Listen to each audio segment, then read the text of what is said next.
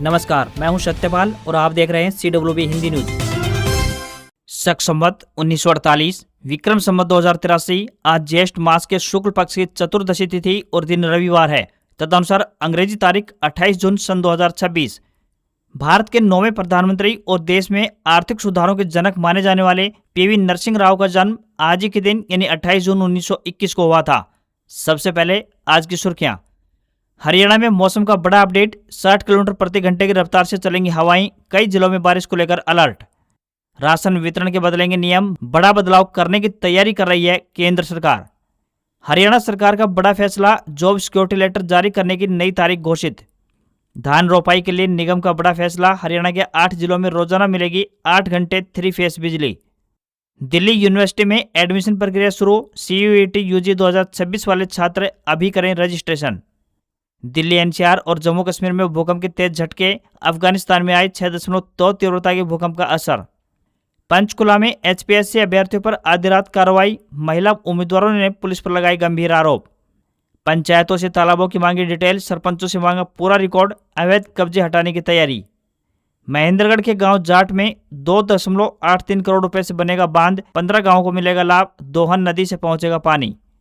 हरियाणा में 12वीं के अनुसूचित वर्ग के होनहारों को तोहफा, 90% अंक लाने वाले छात्रों को मिलेगी वन टाइम स्कॉलरशिप। हरियाणा सरकार का बड़ा फरमान, सरकारी ठेकों की A to Z जानकारी अब एक क्लिक पर, अब छिपाकर नहीं बटेंगे सरकारी ठेके। हरियाणा सरकार का बड़ा फैसला, स्टेट गेम्स के खिलाड़ियों को मिलेगा खेल कोटे का लाभ। हरियाणा का कारोबारी घोटाले में अरेस्ट, 1000 टन धान गायब की, SIT को गोदाम खाली मिला। EPFO 3.0 से अब UPI व ATM से निकाल सकेंगे PF का पैसा, 75% तक रकम निकालने की मिलेगी सुविधा। वेनेजुएला में फिर भूकंप के झटके, अब तक 1430 मौतें, करीब 3300 घायल, 51,000 अब भी लापता। पाकिस्तान के कराची में पैरामिलिट्री हेडक्वार्टर पर आतंकी हमला, 4 सुरक्षाकर्मियों और 6 आतंकियों की मौत, जमात उल अहरार ने ली जिम्मेदारी। और अब खबरें विस्तार से। हरियाणा में अगले कुछ दिनों तक मौसम का मिजाज बदला हुआ रहने की संभावना जताई गई है। भारत मौसम विज्ञान विभाग चंडीगढ़ के अनुसार प्रदेश में 30 जून तक अलग अलग स्थानों पर हल्की से लेकर मध्यम बारिश हो सकती है। इसके बाद कई क्षेत्रों में बारिश की गतिविधियां और बढ़ने के संकेत हैं। वहीं 29 जून से 1 जुलाई के बीच प्रदेश के विभिन्न हिस्सों में गरज चमक, बिजली गिरने और 40 से 50 किलोमीटर प्रति घंटे की रफ्तार से तेज हवाएं चल सकती है। कुछ स्थानों पर हवा की गति 60 किलोमीटर प्रति घंटे तक पहुंच सकती है। मौसम विभाग ने लोगों से अपील की है कि खराब मौसम के दौरान खुले स्थानों, पेड़ों और बिजली के खंभों से दूर रहें। खेतों में काम करने वाले किसानों और सड़क पर यात्रा करने वाले लोगों को विशेष सावधानी बरतने की सलाह दी गई है। बारिश के बावजूद वातावरण में उमस बनी रह सकती है। अफगानिस्तान के हिंदुकुश क्षेत्र में शनिवार शाम 7:04 पर 6.2 तीव्रता का भूकंप आया। इसका असर अफगानिस्तान समेत 8 देश भारत, पाकिस्तान, चीन, तजाकिस्तान, उज्बेकिस्तान, किर्गिस्तान और तुर्कमेनिस्तान में देखा गया। देश में जम्मू कश्मीर और दिल्ली NCR में भी झटके महसूस किए गए। लोग घरों और दफ्तरों से बाहर निकल आए। हालांकि अब तक किसी भी तरह के जानमाल के नुकसान की सूचना नहीं है। इसका केंद्र उत्तर पूर्वी अफगानिस्तान में कलाफगान से तकरीबन 81 किलोमीटर दूर था और गहराई 215 किलोमीटर थी। अंतर्राष्ट्रीय संगठन रेड क्रॉस के मुताबिक अफगानिस्तान दुनिया के सबसे अधिक भूकंप प्रभावित देशों में से एक है। इसकी सबसे बड़ी वजह यह है कि यहाँ भारतीय यानी इंडियन और यूरेशियन टेक्टोनिक प्लेटें आपस में टकराती हैं। इस टक्कर से जमीन के अंदर लगातार दबाव बनता रहता है, जो समय समय पर भूकंप के रूप में बाहर निकलता है। हरियाणा के पंचकुला सेक्टर 5 स्थित धरना स्थल पर HPSC अभ्यर्थियों और पुलिस के बीच देर रात हुई कार्रवाई को लेकर विवाद खड़ा हो गया। धरने पर बैठे अभ्यर्थियों ने आरोप लगाया है कि पुलिस ने रात के समय बलपूर्वक प्रदर्शन समाप्त कराया और कई महिला अभ्यर्थियों को हिरासत में लिया गया। उनका दावा है कि कार्रवाई के दौरान महिलाओं के साथ धक्का मुक्की की गई, लाठियां चलाई गई और उनके साथ बदसलूकी भी हुई। प्रदर्शनकारी अभ्यर्थियों का कहना है कि वे पिछले कई दिनों से अपनी मांगों को लेकर शांतिपूर्ण तरीके से आमरण अनशन पर बैठे थे। अभ्यर्थियों ने यह भी दावा किया है कि पुलिस ने उनके मोबाइल फोन अपने कब्जे में ले लिए ताकि घटना का वीडियो रिकॉर्ड न किया जा सके। पुलिस कार्रवाई के बाद अभ्यर्थियों ने इसे लोकतंत्र की हत्या बताते हुए सरकार के खिलाफ नाराजगी जताई। प्रदर्शनकारियों का कहना था कि वे अपनी मांगों को लेकर शांतिपूर्ण आंदोलन कर रहे थे, लेकिन उनकी आवाज सुनने के बजाय बल प्रयोग का रास्ता अपनाया गया। देर रात हुई इस कार्रवाई को लेकर अभ्यर्थियों ने कई गंभीर आरोप लगाए हैं। हालांकि इस मामले में पुलिस और प्रशासन का आधिकारिक पक्ष सामने अभी आना बाकी है।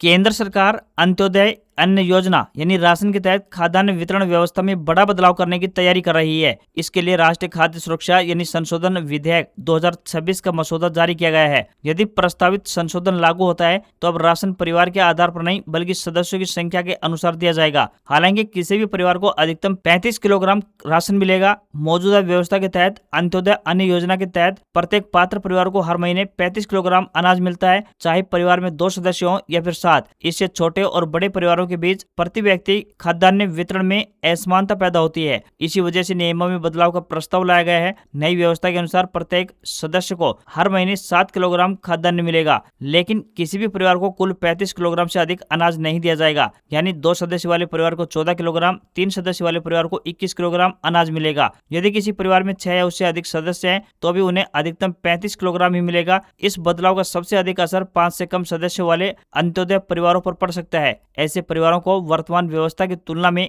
कम राशन मिलेगा।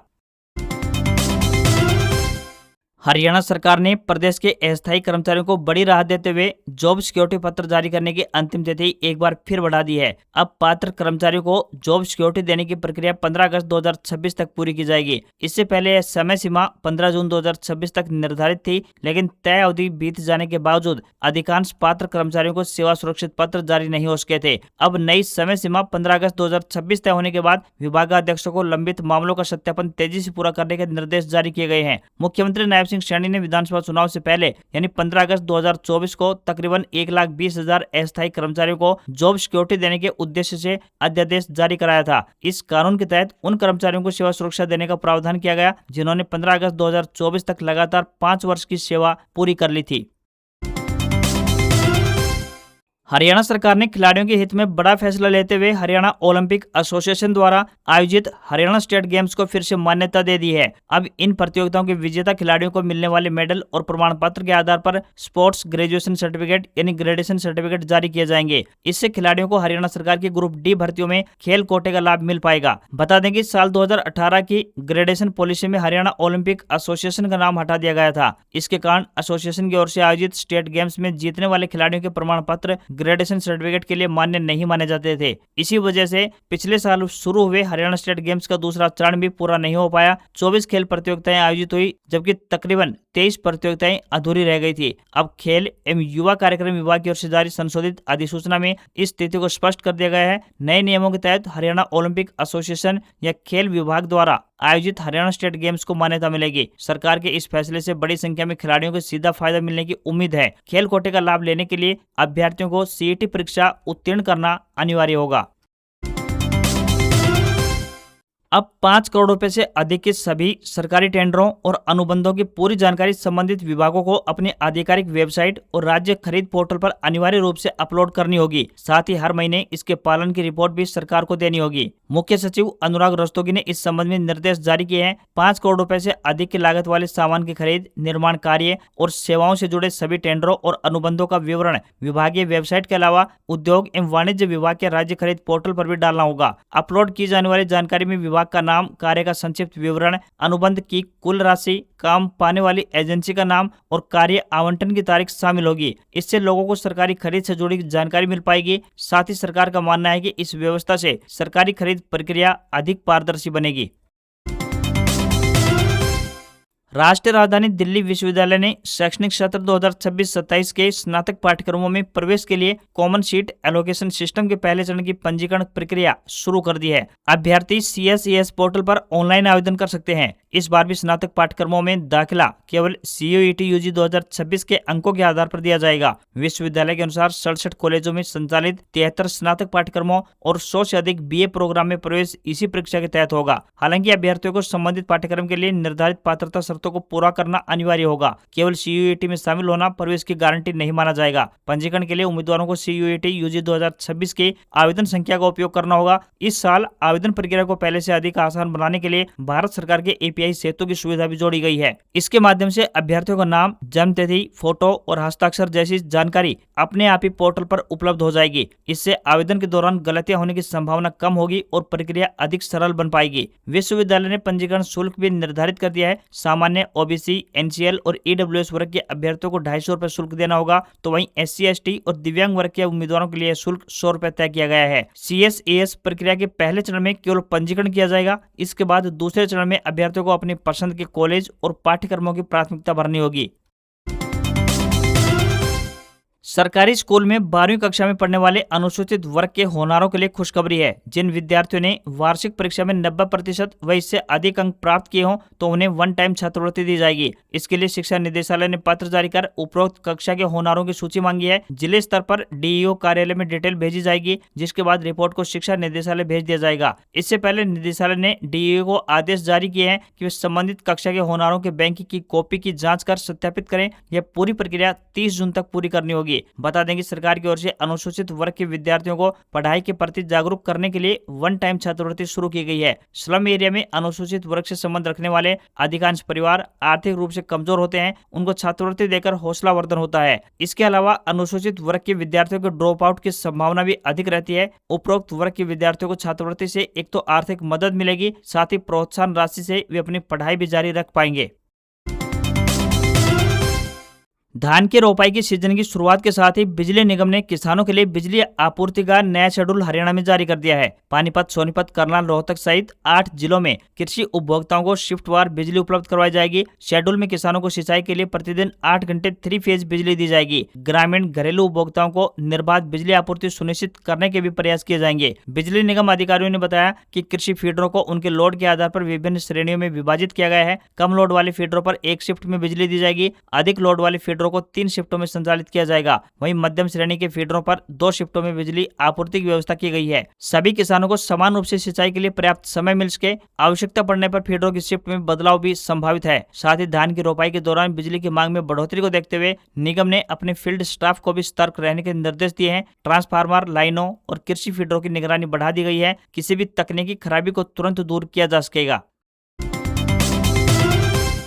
हरियाणा में करनाल में एक राइस मिल मालिक ने 1000 टन धान गायब कर दिया। इस धान की कीमत बाजार में तकरीबन 2 करोड़ 61 लाख रुपए है। मामले का खुलासा तब हुआ जब प्रशासन ने जिले की सभी राइस मिलों में सरकारी धान और चावल के स्टॉक का फिजिकल वेरिफिकेशन करवाया। जांच में पाया कि यूनाइटेड फूड राइस मिल में दस्तावेजों के अनुसार जितना धान मौजूद होना चाहिए था, मौके पर उससे तकरीबन 1000 टन धान कम मिला। इसके बाद प्रशासन और खाद्य आपूर्ति विभाग में हड़कंप मच गया। इसके बाद शेखपुरा खालसा स्थित मिल मालिक नसीब सिंह को अरेस्ट कर लिया गया। सरकारी धान के गबन के खेल में नसीब सिंह की महिला पार्टनर के खिलाफ भी केस दर्ज किया गया है। एक फूड एंड सप्लाई डिपार्टमेंट के इंस्पेक्टर की भूमिका भी संदिग्ध मिली है। टीम अब पता कर रही है कि सरकारी धान आखिर कहां खपाया गया और इस पूरे खेल में किन किन अधिकारियों और कारोबारियों की मिलीभगत थी। यूनाइटेड फूड राइस मिल में अनियमितता सामने आने के बाद जिले के अन्य राइस मिलों के स्टॉक की भी गहन जांच की जा रही है।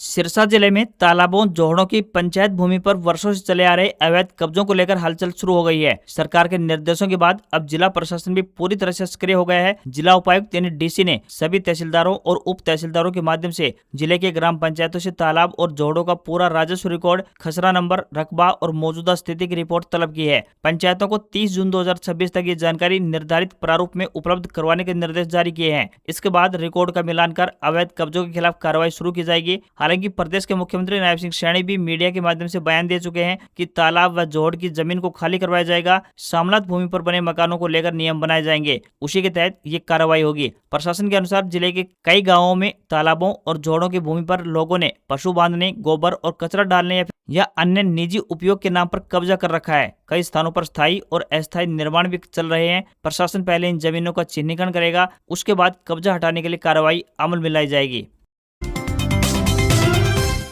एम्प्लॉय प्रोविडेंट फंड ऑर्गेनाइजेशन यानी ईपीएफओ अपने मेंबर्स के लिए बड़ा डिजिटल अपग्रेड यानी ईपीएफओ 3.0 लॉन्च करने की तैयारी कर रहा है। इसके तहत पीएफ अकाउंट होल्डर्स अब यूपीआई और एटीएम के जरिए भी अपना पैसा निकाल पाएंगे। इस नए सिस्टम को जून के अंत तक शुरू किए जाने की उम्मीद है। ईपीएफओ ने अभी तक यूपीआई या फिर एटीएम ट्रांजैक्शन के लिए अलग से कोई विड्रॉल लिमिट का ऐलान नहीं किया है, लेकिन मौजूदा नियमों के अनुसार ही यह सिस्टम काम करेगा। मौजूदा नियमों के तहत बात करें तो योग्य अकाउंट होल्डर्स अपनी विड्रॉल की जरूरत और एलिजिबिलिटी के हिसाब से पीएफ बैलेंस का 75% तक का हिस्सा यूपीआई या यूपीआई सक्षम एटीएम के जरिए निकाल पाएंगे। सरकार के अनुसार इस सुविधा का पूरा टेस्टिंग का काम हो चुका है और इसे जल्द ही रोल आउट किया जाएगा।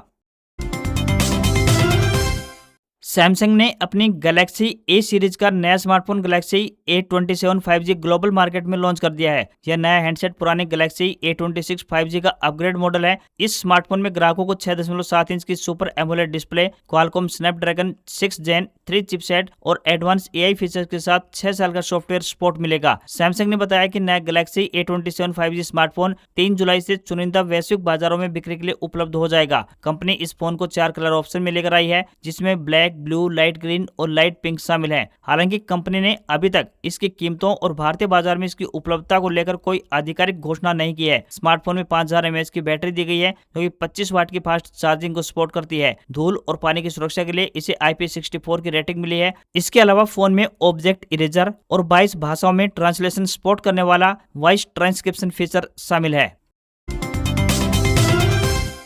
प्रधानमंत्री नरेंद्र मोदी शनिवार को 3 दिवसीय दौरे पर सेशेल्स पहुंचे। राजधानी विक्टोरिया में राष्ट्रपति पैट्रिक हार्मिनी ने उनका स्वागत किया। मोदी 29 जून को सेशेल्स के 50वें राष्ट्रीय दिवस समारोह में मुख्य अतिथि भी होंगे। हिंद महासागर में बसे इस छोटे से द्वीपीय देश का भारत से रिश्ता सिर्फ रणनीतिक नहीं बल्कि 256 साल पुराना भी है। साल 1770 में जब यहाँ पहली स्थायी बस्ती बसाई गई थी, तब वहाँ पहुंचने वाले 27 लोगों में से 5 भारतीय भी शामिल थे। बाद में बिहार, तमिलनाडु और गुजरात से भी बड़ी संख्या में भारतीय यहाँ आकर बस गए। आज सेशेल्स की तकरीबन 1.20 लाख आबादी में लगभग हर 8वां नागरिक भारतीय मूल का है। देश के राष्ट्रपति वेवेल रामकलावन के पूर्वज भी बिहार के गोपालगंज जिले से थे। ऐसे में मोदी का यह दौरा दोनों देशों के ऐतिहासिक, सांस्कृतिक और रणनीतिक रिश्तों को नई मजबूती देने वाला माना जा रहा है। पुर्तगाली नाविक वास्को डी गामा ने पहली बार सेशेल्स को 1502 में खोज की थी। तब यहाँ पर लोगों की कोई स्थायी बसावट नहीं थी। इसके बाद कई सदियों तक अरब और यूरोपीय जहाज यहाँ पर आकर रुकते रहे, लेकिन कोई स्थायी आबादी नहीं बनी।